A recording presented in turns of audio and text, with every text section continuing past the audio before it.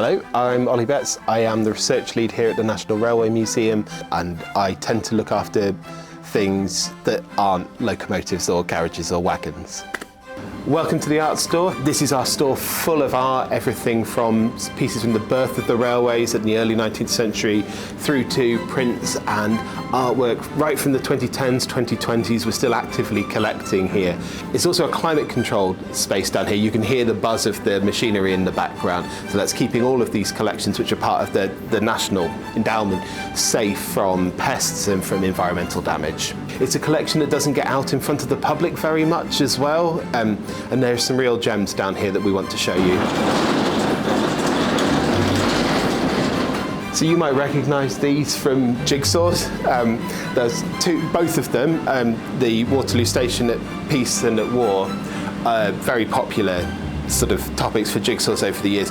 Both of them done as mirror images by Helen McKee. And what she does here is sort of mirror the busy station at peacetime at the top and wartime at the bottom. You can see everyone's in the same position, except suddenly everyone has become militarised by the bottom. The only two figures that escape, this pair of nuns here. The railway, when it comes in, is like a massive cultural shock in the 19th century. We sort of think about it as a Victorian thing, but actually it's much closer to Jane Austen and Napoleon's time than it is. You know, we're talking 2025 now, we're 200 years of railways from 1825 onwards. And once the railway starts to churn through the countryside, move through towns, whole streets and neighbourhoods are demolished to make way for new stations.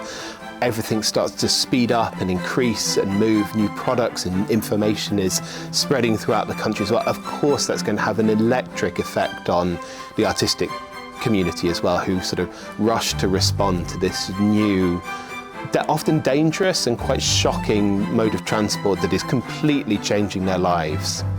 So some of the paintings in here are the raw material that went on to become poster artwork for the railways. And a number of those posters were done by very famous contemporary artists who attempted to do commercial work for the railways.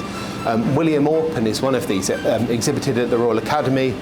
And you've got this amazing picture at the engineman, this sort of nighttime picture. It's a very interesting picture of the sort of heroic figures of the engine age.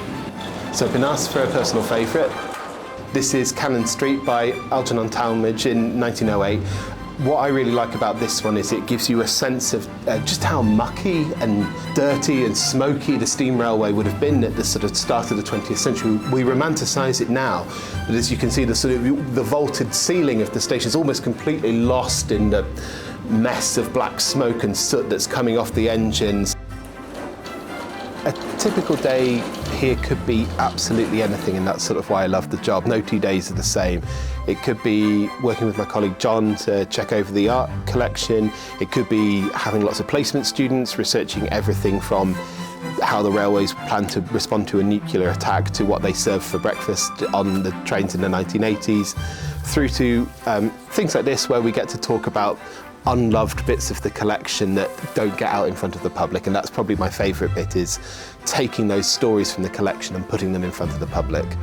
People might recognise this as a LMS poster. It's by Campbell Taylor. It's called The Restaurant Car, and it's exactly how you imagine it. It was commissioned by the railways, first as a painting and then it was reprinted as posters, and it depicts a sort of quite normal interwar restaurant car scene with your liveried waiter looking on, bringing the coffee, and couples on the move, reading and dining within the space.